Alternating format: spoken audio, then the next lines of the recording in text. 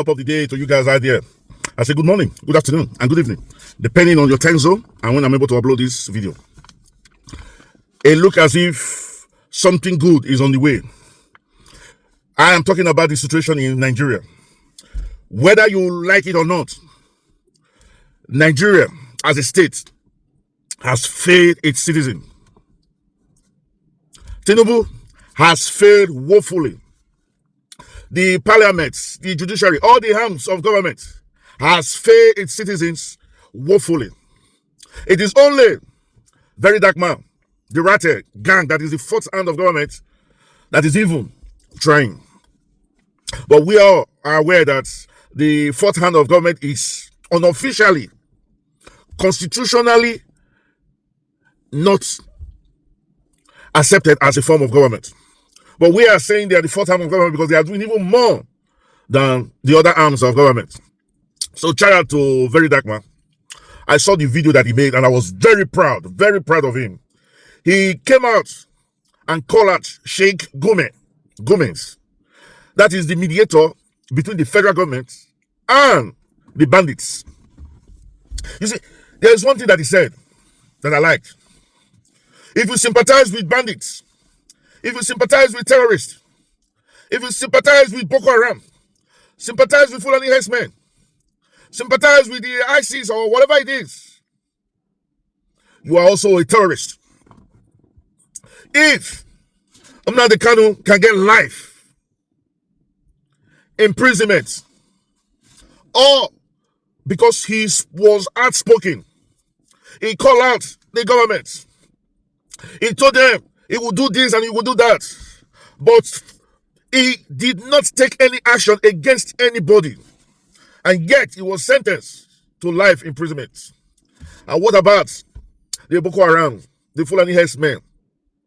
According to United Nations, over 60,000 people has been by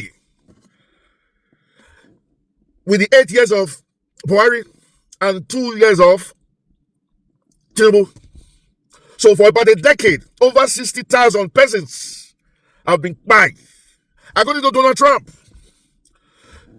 the number by in Nigeria because of terrorism is more than the number by in all the other parts of the world. And that was why he said Nigeria is a country of consign. Did I say a country?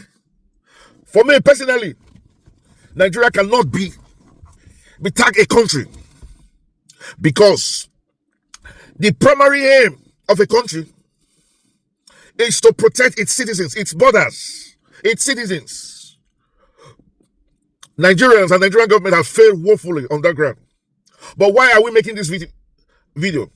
It looks as if after 10 decades of darkness, we're beginning to see a dim light outside the tunnel. And why did I say so? In American Parliament, 285 Senate parliamentarians have said yes to President Trump that he should do something about what is happening in Nigeria. 285 said yes out of the 383 only parliamentarians. 98% that didn't say yes. Some of them said no, and some here silent. Very few here silent. So this is a good news for Christians all over Nigeria. This is a good news for the citizens of Nigeria. This is a good news for citizens who are not allowed to defend themselves. Can you imagine? The Fulani herdsmen carried sophisticated weapon all about, and you as a citizen are not allowed to. And that is why a lot of people have said that the government is involved. And truly, the government is involved. Sheikh Gomez has said that the herdsmen, the bandits, the Boko Haram are on a mission for revenge. Revenge against the government. And since they could not directly do anything against the government, they have decided to begin to lay their anger on the poor citizen. Remember, Nnamdi Kanu did not kill nobody. He was only agitating.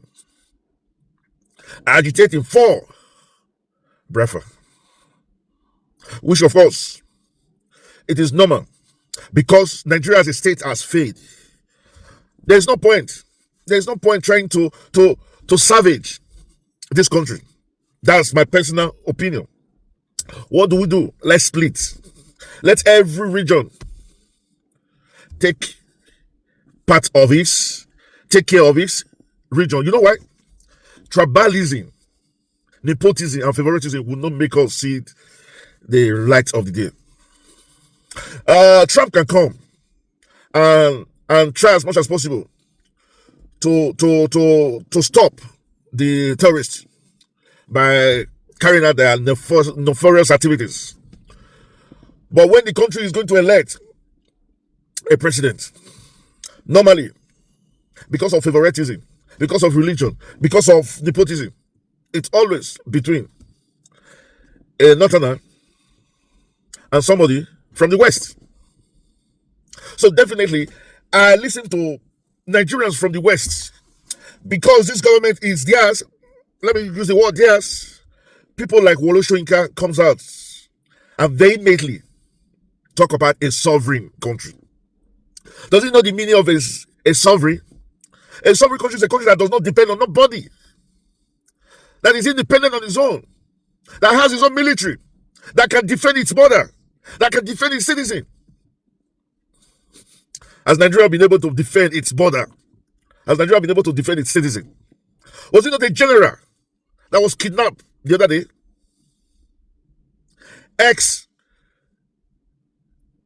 of Defense, or Chief of Staff, I think, was captured and killed by bandits. And nobody, there was no. That is why when Buhari started recruiting these terrorists into the military, I knew that our military is dead. Why will you recruit a bandit into a military? Your military, that is your stronghold. I remember some years ago, my company sent me to a place where they manufacture plane. We wanted to go and do a research. So we were two or three of us. No, we were three of us, plus the guy that was taking us there. That was also like our company, a mediator. And we got there. Behold, I was not allowed to go into the warehouse where the spare parts of that plane was made. They said, no. You are not a citizen. Even if you have stayed here for 100 years, you have all the papers, you're still not a citizen. You cannot go in there. Because they don't trust you. You might be living here for so many years, but you are still somebody that is from elsewhere, and you could steal this technology. Even if you don't sell it to your country, you could sell it to other people because you don't have that patriotic. They believe you are not patriotic.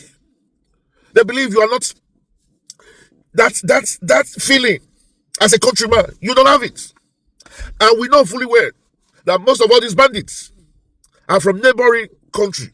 Then how will you enlist them into the army? And another thing, the Nigerian government is not ready to stop them. Like what Sheikh Gumi said, that these bandits are on a revenge mission because the federal government promised them something and federal government did not. That is during the Buhari time. Promised them, what did they promise them? I don't know. Maybe they promised them they're going to cut a part of the country for them. They're going to give them freedom to have their own states, to collect tax. Because in some states, they have started collecting tax from the citizen. Maybe this government has promised them that we will let you have your own government. We will have you have your own country inside Nigeria. Because Buhari thought that he could use them for war. Thank God, Jonathan was so intelligent enough to know that he was surrounded by Boko Haram. He just said he was not ready to shed the blood of even one Nigerian. If coming to power was the issue, let them have it. But the funny thing is that those that are coming to power are those that know nothing about government, nothing about governance. So what do we do? Like I said before, if they want to stop them, they could stop them, because these guys go mostly in the night. Curfew in all the states are from 6 o'clock. Nobody should come out. Fine, it will affect some businesses, but this will give them time for the DSS to begin to move at night and begin to search where these people are. Begin to move, search where they are. And when they know where they are being marked. Then they go on bike. Most of them, apart from the few that have van, a lot of them goes on bike. About 200 coming on bike. Find out where these people are. This bike will be banned too. And from 6 in the night, you don't go out with bike. Then intensify your patrol. You see, now they are calling for citizens to enlist in the army. Why would citizens enlist in the army when he knows that the army are being infiltrated? The Boko Haram are inside. There have been cases where information from the war front, because we are at war, has gotten to. You see, I just don't know what to do. I don't know what to say. I don't know what to do, because it's an alarming situation where we all have to get ready for the worst.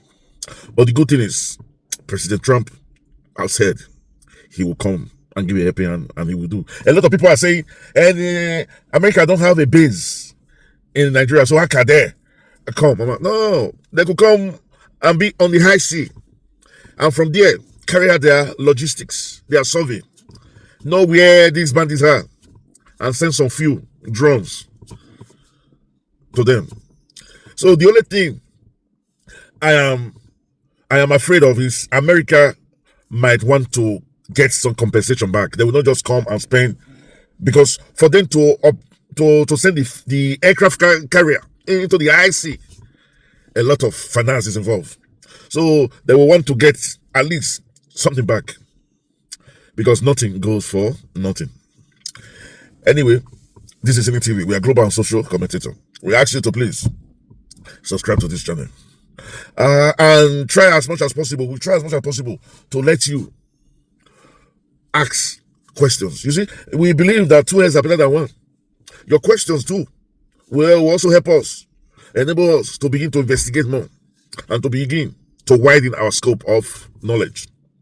And for our returning subscribers, we say thank you, thank you, thank you. We love you, but God love you most. And it is the culture in this channel. We'll catch you when we make the next video. Until then, we say truth. Ciao, adios, au revoir. Hasta la vista. Bye-bye.